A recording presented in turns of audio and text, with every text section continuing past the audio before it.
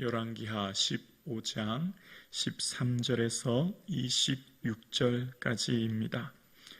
구약성경 587면입니다.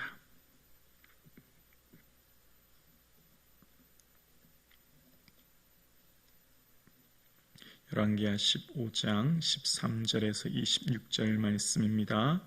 하나님의 말씀을 다 함께 합독하시겠습니다. 유다왕 우시야 제39년에 야베스의 아들 살룸이 사마리아에서 왕이 되어 한 달 동안 다스리니라. 가디의 아들 무나헴이 디리사에서부터 사마리아로 올라가서 야베스의 아들 살룸을 거기에서 쳐 죽이고 대신하여 왕이 되니라. 살룸의 남은 사적과 그가 반역한 일은 이스라엘 왕 역대지락에 기록되니라. 그때 무나헴이 디리사에서 와서 딥사와 그 가운데 있는 모든 사람과 그 사방을 쳤으니 이는 그들이 성문을 열지 아니하였음이니라. 그러므로 그들이 그곳을 치고 그 가운데 아이벤 분열을 갈랐더라. 유다왕 아샤라 제39년에 가디의 아들 무나헴이 이스라엘 왕이 되어 사마리아에서 10년간 다스리며 여호와 보시기에 악을 행하여 이스라엘로 범죄하게 한 느밧의 아들 여로보암의 죄에서 평생 떠나지 아니하였더라. 아스루 왕 굴이 와서 그 땅을 치려하매 무나헴이 은 1000달란트를 불에게 주어서 그로 자기를 도와주게 함으로 나라를 자기 손에 굳게 세우고자 하여 그 은을 이스라엘 모든 큰 부자에게서 강탈하여 각 사람에게 은 50세겔씩 내게 하여 아수르 왕에게 주었더니 이에 아수르 왕이 돌아가 그 땅에 머물지 아니하였더라. 무나헴의 남은 사적과 그가 행한 모든 일은 이스라엘 왕 역대지락에 기록되지 아니하였느냐. 무나헴이 그의 조상들과 함께 자고 그의 아들 부가히야가 대신하여 왕이 되니라. 유다왕 아사라 제50년에 무나헴의 아들 부가히야가 사마리아에서 이스라엘 왕이 되어 2년간 다스리며 여호와 보시기에 악을 행하여 이스라엘로 범죄하게 한 느밧의 아들 여로보암의 죄에서 떠나지 아니한지라. 그 장관 르말리아의 아들 베가가 반역하여 사마리아 왕궁 호위소에서 왕가 아르곱과 아리엘을 죽이되 길앗 사람 50명과 더불어 죽이고 대신하여 왕이 되었더라. 부가야의 남은 사적과 그가 행한 모든 일은 이스라엘 왕 역대지락에 기록되니라. 아멘.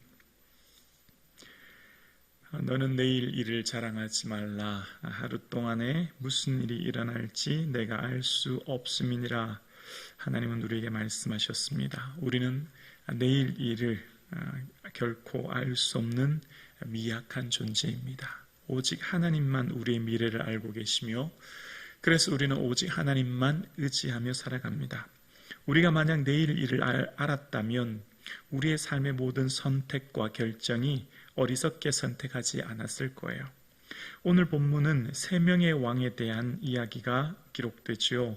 북이스라엘의 살룸, 무나헴, 부가히야라고 하는 세 명의 왕에 대한 기록을 오늘 평가를 하고 있습니다. 그 중에 살룸은 13절에 이렇게 기록합니다. 13절입니다. 유다왕 우시야 제39년에 야베스의 아들 살룸이 사마리아에서 왕이 되어 한 달 동안 다스리니라. 살룸이 이전에 스가랴를 반역해서 백성들의 동조로 그를 죽이고 왕이 되었습니다.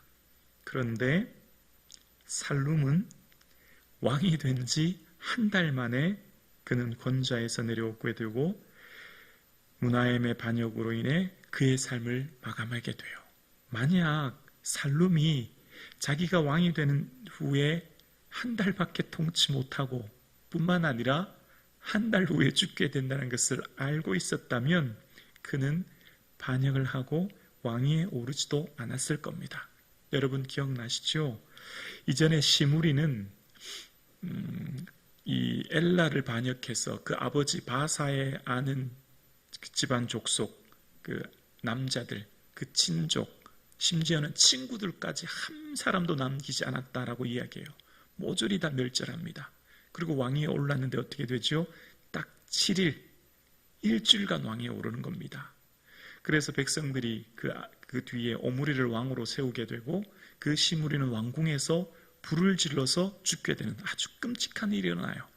만약 시므리가 자신이 일주일밖에 왕위에 오르지 못한다고 하는 것을 미리 알았다면, 또 자신이 그렇게 비참한 왕궁에서 그 불을 놓아서 죽게 되는 비참한 말로를 알았다면 그는 그렇게 하지 않았겠지요. 오늘 살룸도 마찬가지예요. 딱 한 달밖에 왕위에 오르지 못할 뿐만 아니라 자기가 왕위에 오르면 한 달 뒤에 죽게 된다는 것을 그가 미리 알았다면 결코 그는 이렇게 반역을 일으켜서 왕위에 오르지 않았을 것입니다.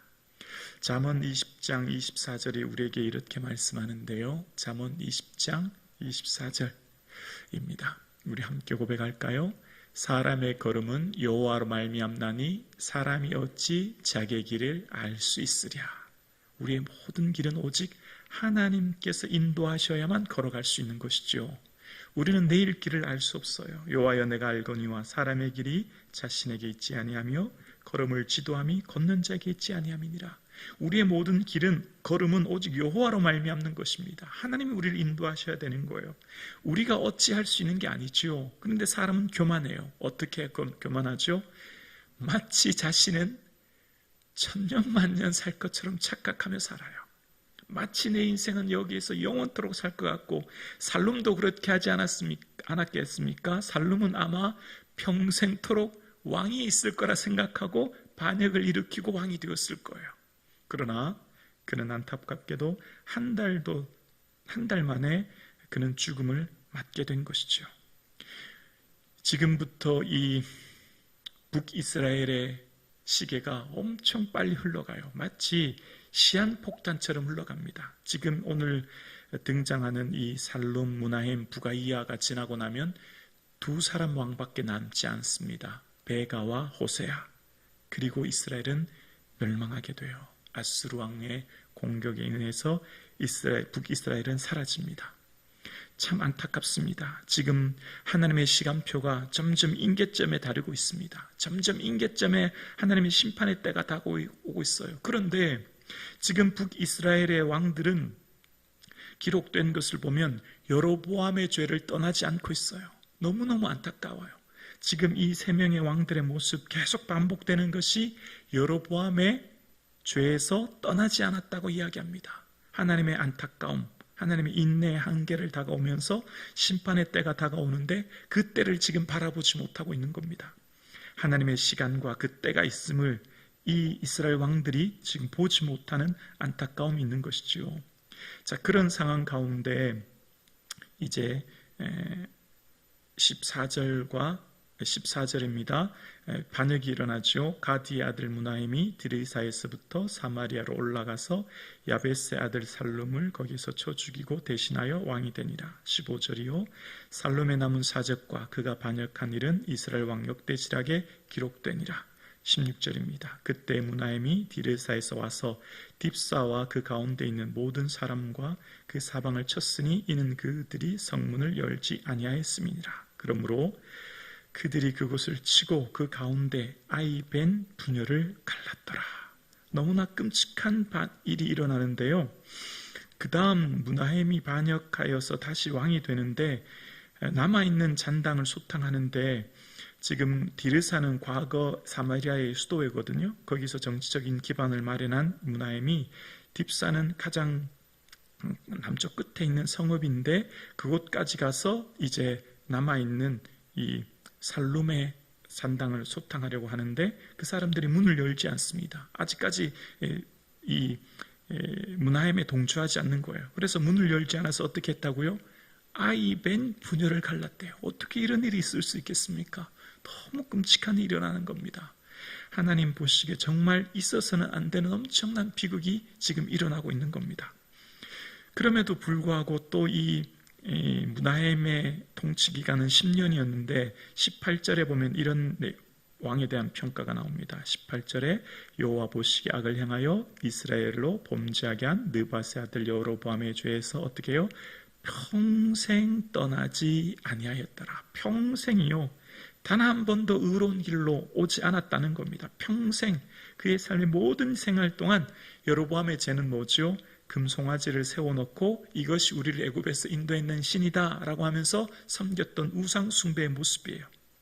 그런 여로보암의 그런 이 므나헴의 삶에 정말 죄악 가운데 살았던 그에게 외부로부터 큰 어려움이 또다시 닥칩니다. 강대국 아수르가 그를 공격하게 되죠. 19절에 보면 아수르 왕 불이 와서 그 땅을 치려하매 므나헴이 은 1000달란트를 불에게 주어서 그로 자기를 도와주게 하므로 나라를 자기 손에 굳게 세우고자 하여 20절입니다. 그 은을 이스라엘 모든 큰 부자에게서 강탈하여 각 사람에게서 은 50세겔씩 내게 하여 아수르 왕에게 주었더니 이에 아수르 왕이 되돌아가 그 땅에 머물지 아니하였더라. 아수르 왕, 남쪽에는 애굽, 북쪽에는 아수르가 지금 강대국이 되어서 이스라엘을 괴롭히는데요. 북쪽에 있는 아수르 왕 불은 아수르 왕 디글랏빌레셀 3세인데 그가 이제 이 북이스라엘을 공격한 것입니다. 이방 나라가 공격해오면 어떻게 해야 되죠? 모든 정치, 경제, 모든 나라의 총지도자인 왕은 하나님 앞에 엎드려 주의 도우심을 구해야 되는 것이 왕이 되어야 될 일이죠. 그러나 므나헴의 인생의 평생의 여로보암의 죄를 따라 살았던 그는 하나님을 의식하지 않고 하나님을 평생에 섬기지 않고 생각지도 않은 왕이었어요. 그러니 당연히 인간의 방법으로 이 문제를 해결하려고 합니다. 아수르 왕이 공격해오니 이것에 대한 인간적인 방법은 그래 많은 돈을 주면 되겠다. 많은 이 금을 모아서 많은 돈을 통해서 주어서 임시로 자기의 왕권을 보장하고 싶어 합니다. 그래서 은 1000달란트를 주는데 부자들에게서 강탈해서 은 50씩 강탈해서 이것을 주었다라고 이야기합니다. 은 1000달란트는 300만 세겔이라고 해요. 그래서 이 50세겔씩 거두려고 하면 최소 6만 명 이상에게 많은 사람에게 그 돈을 거두어야 된다는 겁니다. 그러니까 결국 이 므나헴이 통치하는 기간 동안 백성들의 삶은 그만큼 핍절하고 수탈로 어려움을 겪게 되었다라는 거예요. 우상숭배했던 므나헴으로 인해서 백성들은 더 큰 고통과 어려움을 겪게 된 것이죠. 하나님을 경외하지 않았던 한 사람의 지도자로 인해 백성들이 이처럼 고통을 당하였고 어려움을 당할 수밖에 없었음을 본문은 이야기하고 있는 거예요. 그런데 참 아이러니해요. 므나헴은 정말 악한 왕이잖아요. 자기들을 반역하는 사람들 부녀의 배를 아이벤 부녀의 배를 갈랐고 사람들에게서 엄청난 금액의 돈을 수탈해서 아수르 왕에게 주었던 이 왕인데 그는 웬일인지 반역이 일어나지 않아요. 20절입니다. 므나헴이 그 조상들과 함께 자고 그 아들 부가히야가 대신하여 왕이 되니라.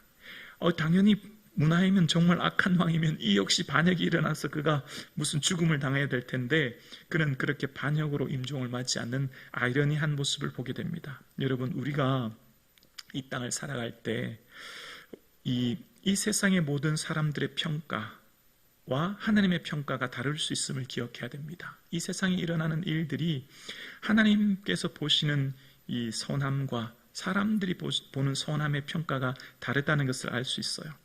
하나님이 우리를 어떻게 평가하실까가 우리의 관심이 될 수 있기를 주님의 이름으로 축원합니다. 오직 하나님이 나를 어떻게 기억하실까? 매 순간 사람들의 평가가 아니에요. 사람들이 어떻게 기억하느냐가 아닙니다. 이 땅을 살아가는 동안 악인이 형통할 수 있습니다. 의인이 고난당할 수 있어요. 이것을 오늘 본문이 우리에게 말해주고 있는 것이지요. 그러나 분명한 것은 이 땅에서의 삶에 사람들의 평가가 전부가 아님을 우리는 오직 그날에 하나님이 우리가 어떻게 평가하신 것을 기억하는 저와 여러분 되실 수 있기를 주의 이름으로 축원합니다. 기도드리겠습니다.